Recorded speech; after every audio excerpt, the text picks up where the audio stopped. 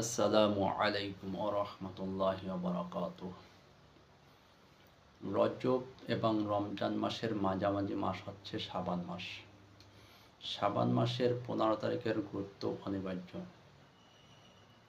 বিশ্বনবী সাল্লাল্লাহু আলাইহি ওয়াসাল্লাম পুরো শাবান মাস জুড়েই বেশি বেশি রোজা রাখতেন।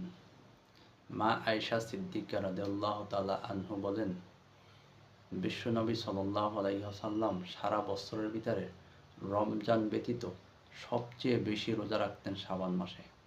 অতএব শাবান মাসের অনেক গুরুত্ব। তবে আমাদের দেশে যে প্রচলন আছে যে শাবান মাসের 15 তারিখ শবে বরাত, শবে বরাতে মানুষের রিজিক বন্টন হয়, রিজিক লেখা হয়, ভাগ্য লেখা হয়, এই কথাটার কোনো হাদিসের, কোনো সহিহ হাদিসের এর কথার গুরুত্ব নেই। তবে 15ই শাবান রাতের গুরুত্ব আছে। একটা হাদিস আছে, ওখানে বলা হয়েছে বিশ্বনবী সাল্লাল্লাহু আলাইহি ওয়াসাল্লাম ইরশাদ করেন, যখন শাবান মাসের 15 তারিখ রাতে আল্লাহ তাআলা প্রথম আসমানে চলে আসেন এবং বলতে থাকেন, তোমাদের কার কি চাওয়ার আছে চাও, তোমার রিজিকের সমস্যা রিজিক চাও আমি দেব, তুমি অভাবে আছো আমার কাছে চাও আমি দেব, তুমি বিপদে আছো তুমি আমার কাছে চাও আমি বিপদ মুক্তি করব, তুমি অসুস্থ অবস্থায় আছো তুমি আমার কাছে চাও আমি তোমাকে সুস্থ করে দেব। অতএব এই হাদিসটি দুর্বল হলেও অনেক উলামায়ে কেরাম এটাকে গ্রহণযোগ্য মনে করছেন, গ্রহণ করে নিয়েছেন। অতএব আমরা শুধু 15 তারিখে নয়, পুরো শাবান মাস জুড়েই আমরা বেশি বেশি আল্লাহ তাআলার ইবাদত করার চেষ্টা করব এবং রোজা রাখার চেষ্টা করব।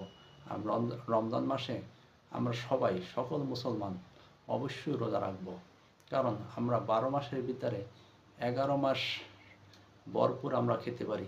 একটা মাস আমরা যদি রোজা রাখি তাতে আমাদের কোনো সমস্যা হবে না, বরং আমাদের শরীরের জন্য অনেক উপকার হবে। কারণ আমাদের শরীরের যত খারাপ ফ্যাট আছে, যত খারাপ কিছু আছে, এগুলো এই রোজার এক মাসে ধূলিসাৎ হয়ে যাবে, এগুলো ধ্বংস হয়ে যাবে।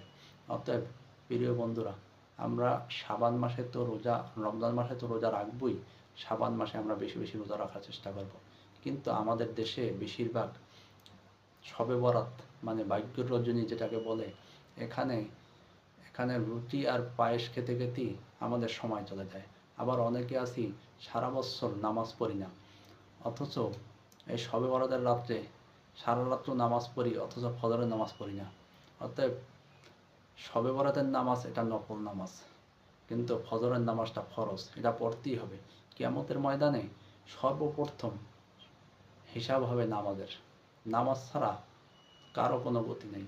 অতএব ফরজ নামাজ আপনাকে অবশ্য পড়তেই হবে। আপনি নফল না পড়লে আপনার কোনো সমস্যা নাই, কিন্তু ফরজ নামাজ পড়তেই হবে, কারণ এটার হিসাব দিতে হবে। নফল নামাজ হলো এটা হলো ওভার টাইম। আপনি যদি বেসিক না করেন, বেসিক না করলে কখনোই আপনার ওভার টাইম হবে না। অতএব আপনার বেসিক হচ্ছে আপনার 5 ওয়াক্ত ফরজ নামাজ। বেসিক নামাজটা পড়ার পরে আপনি যত নফল নামাজ পড়তে পারেন, যত নফল জিকির করতে পারেন, এটা আপনার অতিরিক্ত আয়। কিন্তু আপনি ফরজ না পড়ে, আপনি বেসিক না করে আপনি নফল নিয়ে টানাটানি করলে হবে না। অতএব প্রিয় ভাইয়েরা, শুধু শবে বরাত নয়, সব সময় আমরা 5 ওয়াক্ত নামাজ পড়ব, পাশাপাশি যতদূর সম্ভব আমরা নফল নামাজ পড়ার চেষ্টা করব। আশা করি সবাই ভিডিওটি বুঝতে পারছেন আমি কি বলতে চাইছি। ভিডিওটি ভালো লাগলে অন্যদের মাঝে শেয়ার করে দিবেন এবং পাশে থাকবেন। আর যদি আমার কথার ভিতরে কোনো ভুল হয় তাহলে ক্ষমা করে দিবেন, অথবা আমাকে ভুলটা ধরিয়ে দিবেন।